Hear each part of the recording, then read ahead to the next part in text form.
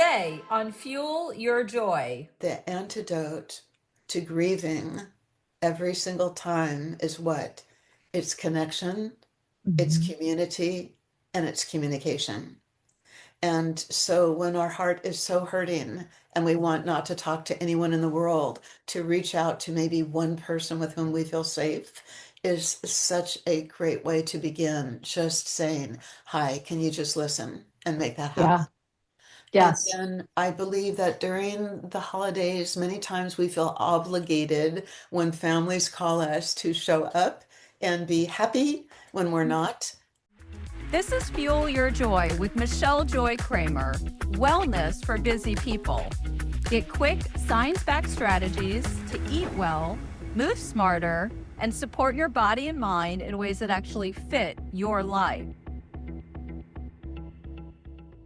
Hello, everyone, and welcome to Fuel Your Joy. I am so excited to have one of my dearest friends, colleague, Lesleigh Tolin, who has literally changed my life. I'm so grateful to have you today as we're talking about grief during the holidays. And Lesleigh, welcome. Thank you so much, Michelle. It's such a joy to be with you again and to see you looking so bright and pink and happy. Thank you so much. We just had a wonderful half hour together talking and just sharing about our past experiences. So, Lesleigh Tolin, for everyone listening, is an advanced grief recovery methods specialist out of Los Angeles. And I met Lesleigh 5 years ago during COVID. One of our dear friends and teacher, Patty Holsabus, who is my transcendental meditation teacher. And Lesleigh, I'm not sure how you met Patty. How did you meet Patty? So about, I can't even remember what date. It's probably like 5 years back or maybe more, that TM, Transcendental Meditation, offered a weekend retreat to be held at Pepperdine. And we who attended slept in the dorms at Pepperdine in Malibu for the weekend. And Patty and her lovely husband, Marty, were teachers in that weekend. And I met them and we were instant friends, and that's how our connection began. And then Wonderful. Patty led me to you. Yes, Patty introduced us. And, at that time I was going through a very, very difficult heartbreak and had separated from my partner. And I was, besides transcendental meditation, Patty thought meeting you would be a wonderful fit on top of what I was already doing. And of course, she was right. Of course, teachers are always right. So I just want to share a little bit about the grief recovery method. And the grief recovery method has been around for 47 years, from what I was reading and from what you shared. It's an action based program, which is what attracted me because I love action based structure. And yep, Leslie showing the book. And it really helps people. It helped me, just move beyond this loss, this grief, this heartbreak that I was feeling that I just couldn't get rid of. I was looking to do everything possible, exercising it out, detoxing, you name it. I was doing it. Nothing was helping. And it was just this carrying around this heavy heart. And when I made the phone call or actually emailed you, Leslie, it was again life changing. So I just want to share a little bit about you. I'm going to let you introduce yourself and share with everybody here because we know right now it's a very difficult time for so many people with grief during the holidays. I know for me it is as well, losing my sister 2 years ago, Meredith. And just would love for you to share a little bit about yourself and then we can go from there. It's been such a beautiful journey, Michelle. Thank you for that intro to arrive here, to be sharing information and educating others about what John James' incredible work is. And it's almost a decade for me, oh my goodness, that I have been a specialist, and about 7 years that I have been an advanced specialist. And my single regret in finding this work later in life is I only wish one thing were different, and that's that someone who knew my long life of loss would have brought me to John's work about 40 years ago. That would have been incredible. And guess what? We find it when we find it, and we celebrate finding something that works when we find it. And so, for me, as well as so many of my clients during the last 9 years, what has been said and what I say is I wish that somebody had found me earlier, that this is the last thing that I tried to heal myself from some of my own losses, and truly the first thing that worked. So, in being trained as a marriage and family therapist and choosing to work across country this last decade as a coach of grief and loss, what I love so much about John's work is that this is action based. And sometimes talking with someone who's a coach or a therapist of any kind can be healing for the moment. But what happened for me in my past many times is I would have a good, uplifting conversation, and then the next day that gloom and doom would come over me once again. But with John's Mhm. work, because it's action based, it is an educational program that has therapeutic effects. It is not therapy. And that difference was really amazing for me in the beginning and has been for my clients ever since.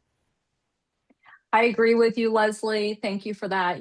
I send that book out to so many people, and not only I have both on my desk, also for those listening that can't see the book, but we will send a link on even pet grief. I send this out for people who don't think we're going to have grief. Losing a spouse. It is, whether it's a pet or a spouse, it's grief, and I loved what you were saying that, and this is something that you wrote to me in an email back in 2020.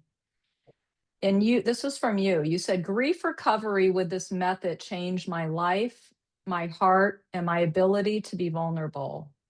The best was getting that being courageous enough to be vulnerable is the truest illustration of strength.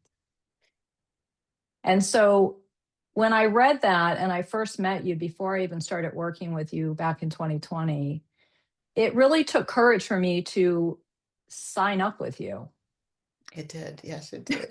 I you remember know, that consultation well. yep. So I always say, even people I coach, it really takes courage for them to find out about my work and call me. And I know we don't take that lightly as practitioners We and what don't. it takes and to ask for help.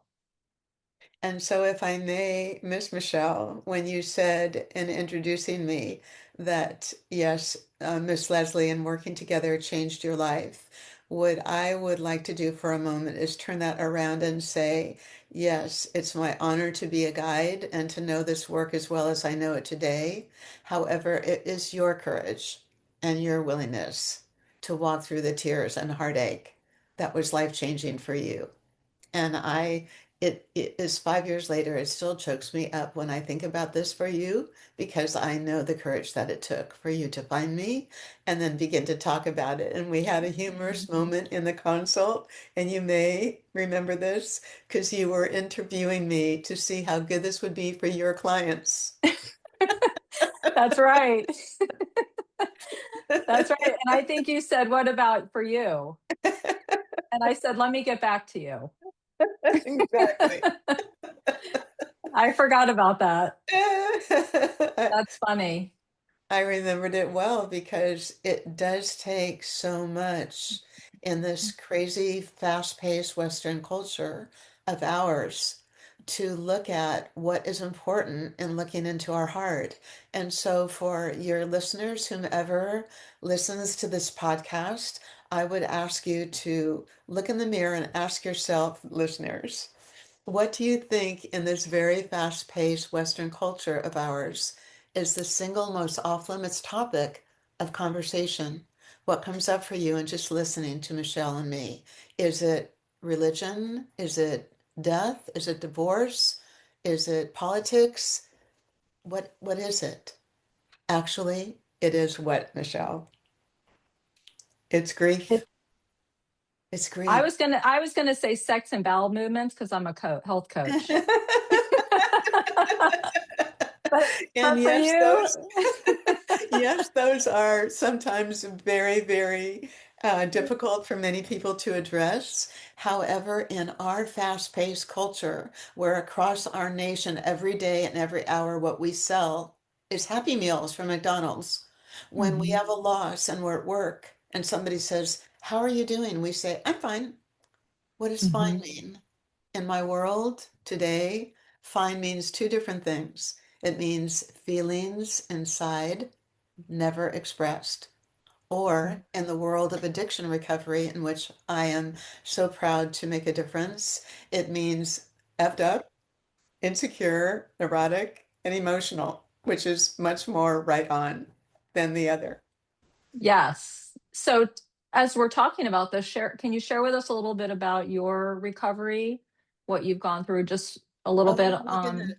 Yes, and we might need another podcast for all of Yeah, that, we so could I just will say a be couple brief. things. I How will how be long have brief. you been in recovery? Thank you. I began my recovery in my late 30s because I had an eating disorder, a binge eating disorder. My father, my late beloved father, David, ate, drank his feelings. He was a recovering alcoholic later in life who did recover and was a miracle later in life. And I, as his daughter, ate my feelings. And that developed a very disordered relationship with food for which I needed some very life-changing help. And so in my 20s, I was a international flight attendant. This is back in the 70s, and I charmed the San Francisco Uniform Department at Pan American World Airways to issue me four size uniforms. So that when I went out on a 15-day pattern internationally from San Francisco, because I'm petite, and if I gained 7 pounds, that's another dress size, I would have something to wear on the way back on a trip. That's how crazy my life was. From the outside, I looked so good, and from the inside, I was emotionally barren.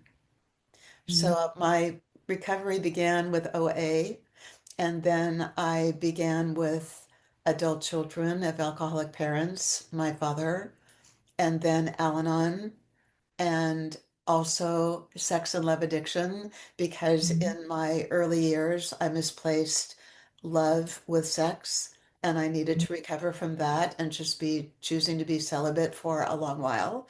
So I've had many years off and on in different 12-step programs. And the reason in part that this is so unique is John James, when he had the bone-crushing loss of losing his son, was already 3 years in recovery with AA. And he would tell you, if he was on the video with us, he would say how 12 steps changed his life and how those 3 years with AA, when he then lost his boy, those 12 steps saved him because he had an action based program. And that's why the grief recovery method also is action based. That's great, Leslie. I think I always say you're my twin, a few years older. We have so much in common. And I think one of the things for our listeners going back again is you and I have both been on a journey in our early 20s, even earlier, to ask for help, to search for help, Yeah, to be around other people that are going through things and looking for those people, whether it's in 12 steps or grief recovery method, whatever it is. And again, that takes courage. And that's something that I daily will say to people, reach out to somebody. And I know for most people, it's really hard to reach out to somebody, especially right now during the holiday times. That people, I think there's this, and I want to ask you, there's this, trying to think of the word, but when someone hears you've had a loss, I know for me with my sister that it's a month later or 2 months later, it's not spoken about again. And it's been 2 years now, and how could I still be grieving? And just that the holidays are as normal this year for me, but they're not. And so what are some things that you can, with somebody dealing with grief right now, whether it's been a year or 5 years with somebody they've lost, what are some things that you could recommend for people listening that they can take some action steps today to feel better? It's such a great question, Michelle. Thank you. I believe that reaching out is the first step, always. We who are suffering from loss and grief, and those of us who are in any kind of a program for which we need some kind of recovery, we are the finest isolators on the planet. We know how better when we're in grief to shut the door, shut our phone, don't answer the doorbell, don't answer the home phone if we have one, don't answer texts or emails, just be alone with our misery. And the antidote to grieving every single time is what? It's connection, it's Mhm. community, and it's communication. And so when our heart is so hurting and we want not to talk to anyone in the world, to reach out to maybe one person with whom we feel safe is such a great way to begin. Just saying, hi, can you just listen and make that happen? Yeah. And Yes. then I believe that during the holidays, many times we feel obligated when families call us to show up and be happy when we're not. And I think that it is very fair to be really in touch with our heart and to know if I go to Aunt Mary's for brunch or a holiday party, I'm going to make a bookend of time in my mindset from when I arrive and when I'm going to leave and So have that be okay. how would they communicate that? So what So would you had mentioned something earlier. So maybe they could even call Aunt Betty, I'm making it up, and say, hey, Aunt Betty, it's Leslie. Thanks for inviting me. I know I've been going through a tough time and I will be there. However, what I want you to know is I'm going to be there for probably an hour.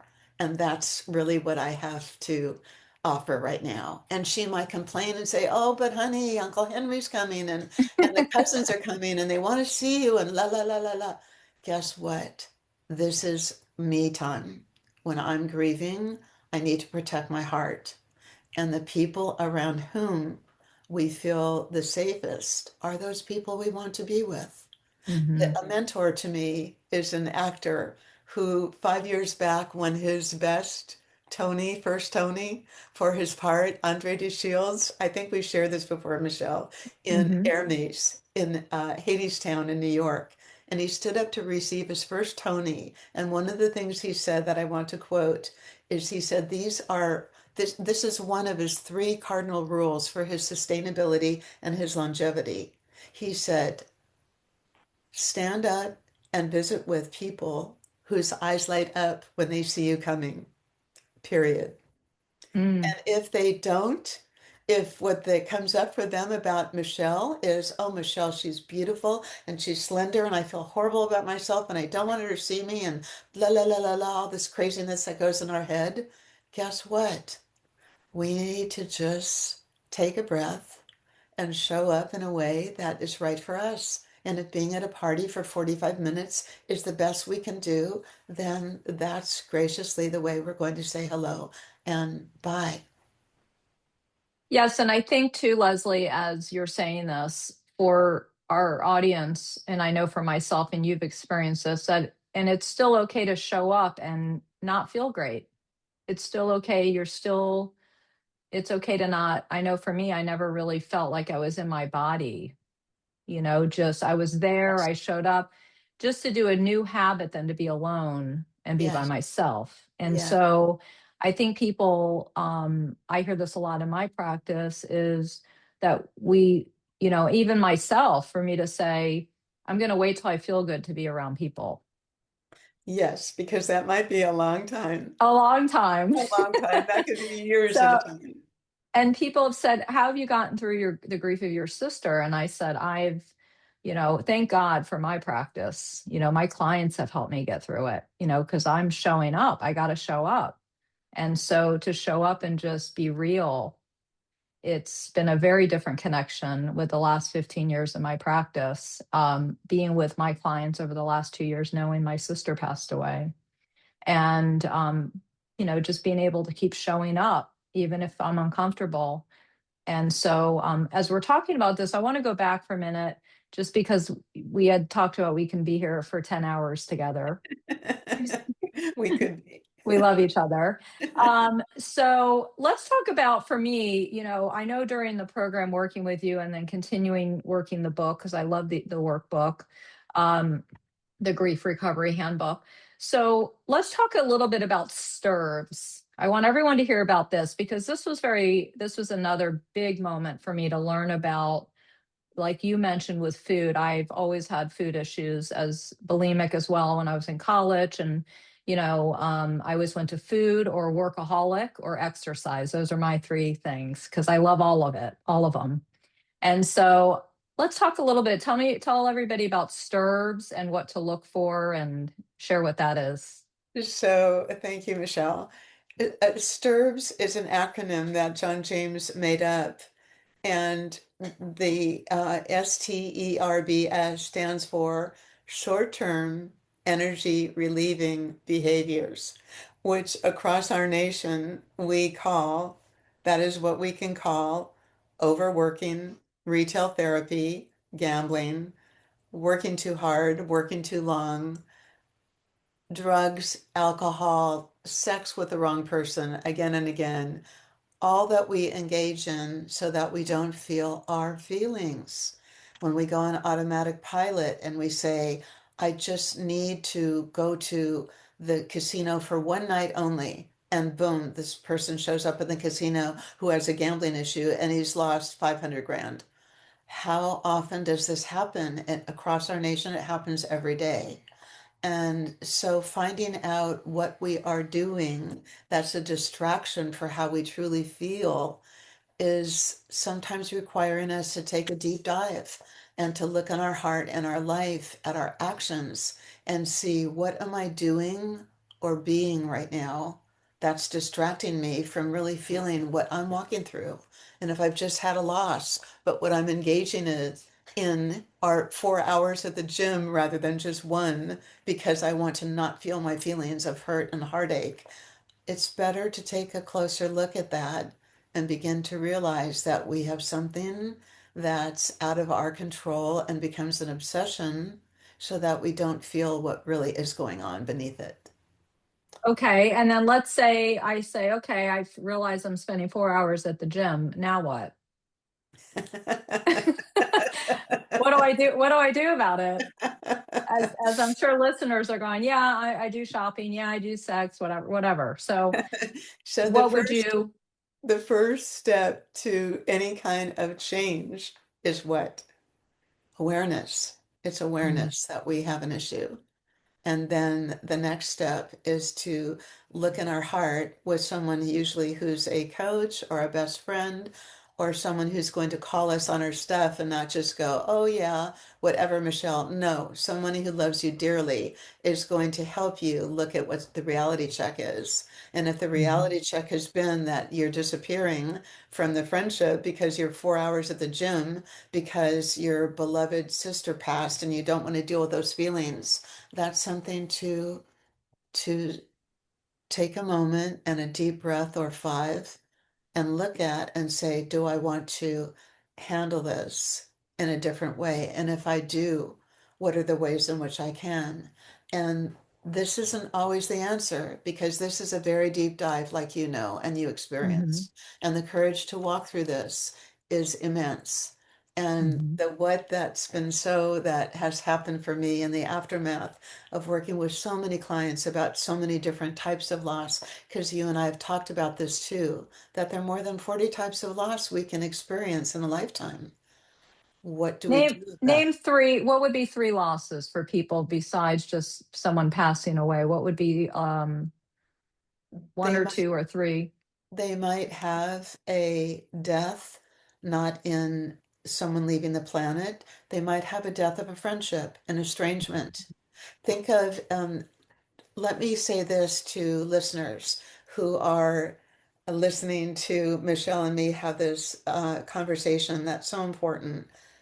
Think about any person who's out of your life, who's been out of your life, listeners, and it's at least 5 years, and they've been out of your life by death, by divorce, by estrangement, by a breakup at work, a boss, a coworker, a whomever it is, and it's at least 5 years later, how many of you still have your heart hurting about this person? If you're home alone listening, raise your hand so you can see your hand be raised.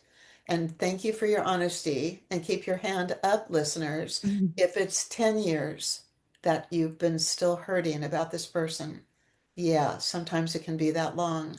And if I'm in a group of colleagues or friends and family and I ask this question, I'll say, thank you for your transparency and keep your hand up if it's 15 or more years. And usually out of a crowd, a third of the people will raise their hands. So that there are myths that we have in our culture about loss. And one of them is just give it time, Michelle, you'll get over the loss of your sister. No, Mhm. it is not time that heals. What it is it's the action steps we take within time that heal us. And it isn't time passing, because if it were just time passing, when people mistakenly say that to us, oh, Michelle, just give it time. You broke up 5 years ago. I'm so sorry. You'll get over it. No, it's action steps. Mhm. Otherwise, why are our hands raised when I ask a simple question of Yeah. someone out of your life? But to answer your good question of what are some other losses, sometimes I'll work with women who have lost a child. Mhm. And when sometimes they've lost a child to cancer or a precious 5-year-old boy who had an accident in an auto or whatever it might be, what they have told me that other people have said to them is bone crushing, because sometimes we as humanity don't know what to say to someone. So if Mhm. I have a young mother who's lost a 5-year-old and she has two other children, and she comes to me telling me in consultation that other people have said to her, oh, Betsy, it's okay. Thank God you have two other children. And her heart is shattered about this loss that just happened a month ago. How does she deal with that? People sometimes don't know what to say to us. Sure. And I think that's where this book has been helpful, the grief recovery handbook, because I like to hand this out even during the holidays to people. For people that even have never, my assistant the other day said, I've never, as we were preparing for this talk with you, interview, she's never been through any losses.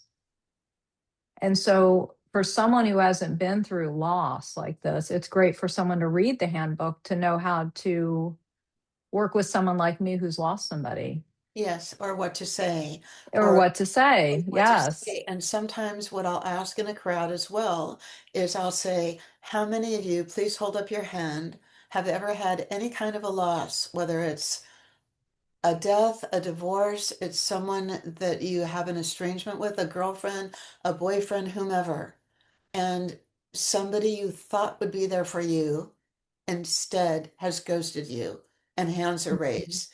And then I will say, it isn't that they don't care and they don't love you or they don't care deeply. They don't know what to say.